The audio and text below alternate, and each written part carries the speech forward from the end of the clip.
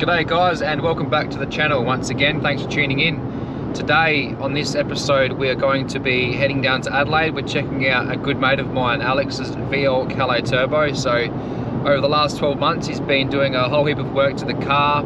I guess you could say it's a bit of a revised combination now. He's changed out the old combo in favour of a new one, so we'll go into talking about that. The car came to me about 12 months ago, and I did a whole heap of fab work on it in order to get him to the Adelaide Auto Expo in November, and we got the car done in time. So after that I did all that work, went off to get the engine bay painted, all smoothed out. He's had a heap of wiring looms done, and anyway, he's changed up a whole heap of stuff. It's looking $1 million. We were there on the weekend just finishing off some odd jobs, and hopefully tonight we can get the thing fired up. Let's go.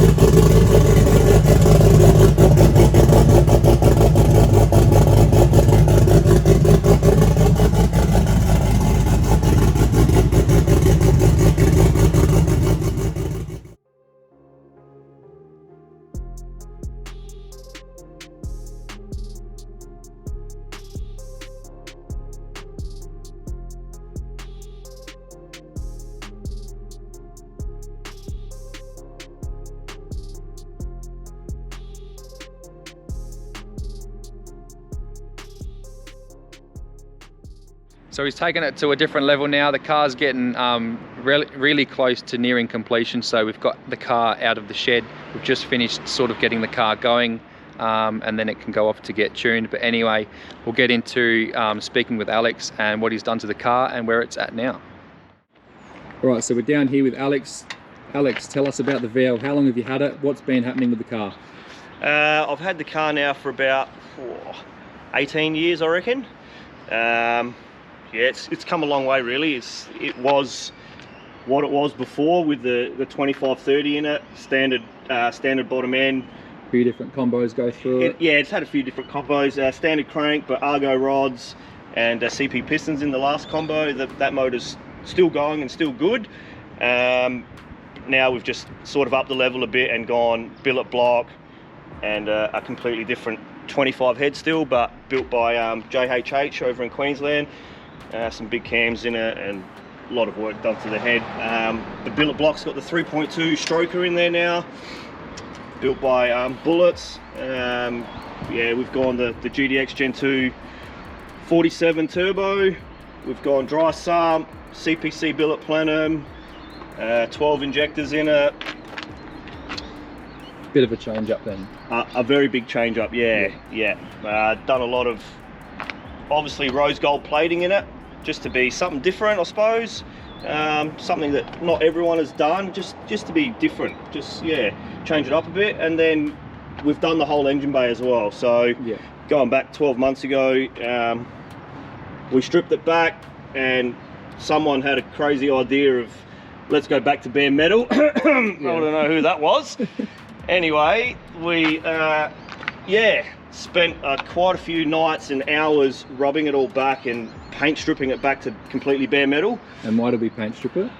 You wanted to sandblast because I wanted to sandblast it, and someone reckons sandblasting isn't a good idea. It's all right, but there's a million holes in the engine bay before. Well, that's correct. Up, so. Yes. So yeah, paint stripped it all, rubbed it all back to bare metal, got everything completely out of there. Then the car went to W27, Warehouse 27 with Trav, and they spent, I don't know how many hours fabbing up the engine bay. Yeah, blocked off all the holes, smoothed the back, smoothed the rails. Yeah, loads of work in it really, and it's turned out amazing. Because the engine bay before, a lot of people don't know, but the car has ghost flames in it. Yep, that's right. Yep. And those ghost flames were in the engine bay before. Yes, so we've gotten rid of them now. Yep. Just to make it a bit more smoother and a bit more cleaner, I suppose. We've tried to get rid of everything.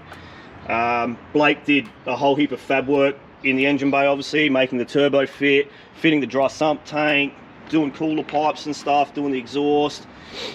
Yeah, we've done a lot of work. It's changed a lot since the last few years, really. It's been a bit of a change up. It has, yeah. It's been completely different. So what was the combo before, and what was your best ET with that? What was the? So the combo before was the 25 head with 3 litre bottom end, standard crank. We made about 1100 horsepower. Went 840s at 164.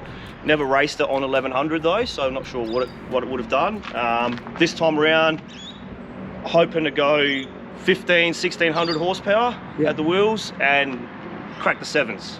Somewhere maybe mid 7s would be nice. We'll see what happens. And how much boost do you think the billet block will be able to take? 50, 60 pounds, I'm all saying. Of it? Yeah, all of it, the whole lot, just send it. And going along with the rose gold, what else has been changed on the car? So we changed the Simmons wheels. I pulled the centers out of them and got them dipped in rose gold, or got them plated in rose gold as well. Obviously just to change the look a bit, and yeah, just keep up with the theme of the engine bay, just do something different. It was black before? They were gloss black before, yeah. So I've left the black outer and just done the rose gold center. Just, yeah, a little bit different, I suppose. And what size are the rears? The rears are 20 by 12s, 3.5 inch backspace. Big enough? Big enough, yeah. And after the wheels, you've also moved on to doing a bit of an interior change as well. Yeah, we redid the interior. So, yeah, Ben from Elite Trim came up with a sort of a design here, and we just retrimmed the whole lot. Really, it's turned out amazing and different. Still kept the Kirky seats, but fully retrimmed them in red Napa leather. Did the rears, did all door trims, center console. Yeah. And I noticed as well, you've got a Howtech dash now, so... It's got a Howtech dash. We've actually changed computers, and we've gone to a Nexus R5 now. We've done the PDM 16 as well.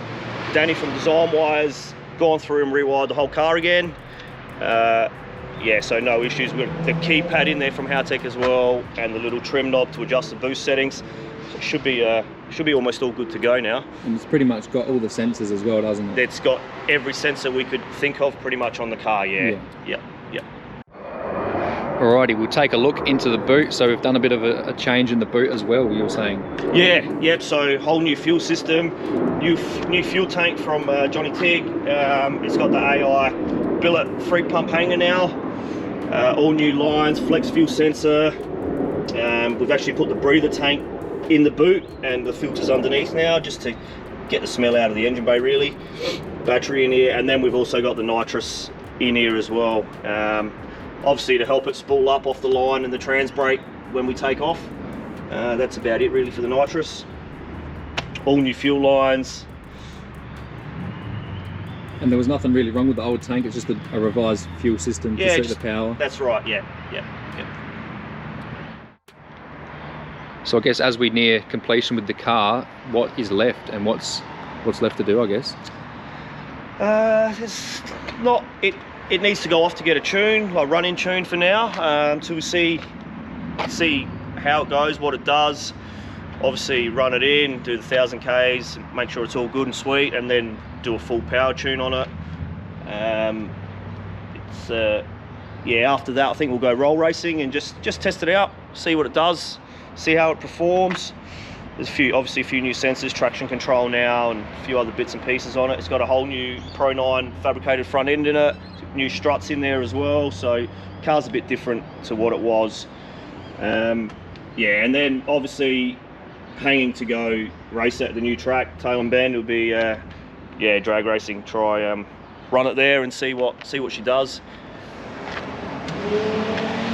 Try and dial it in and get the car set up, I guess, and see how it responds to the new amount of power that I'm guessing it's going to have. That's right, and still use radial tyres and hopefully drive out there and drive home if all goes to plan, which would be good. Yep.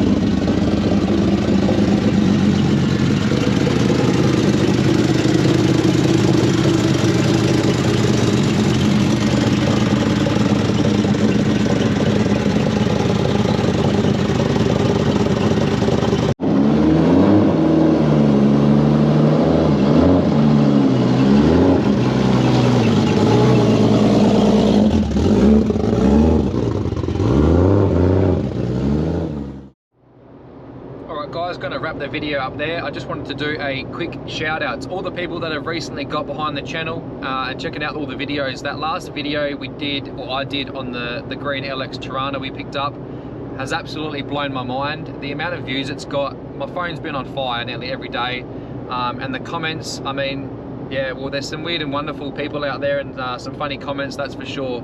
But anyway, stay tuned, because the next video I'm going to do is probably going to be a part 2 segment on the LX and our future plans for the car and where we're going with it. You might all be a little bit surprised. So anyway, thanks for the support. We'll see you all on the next one. Cheers.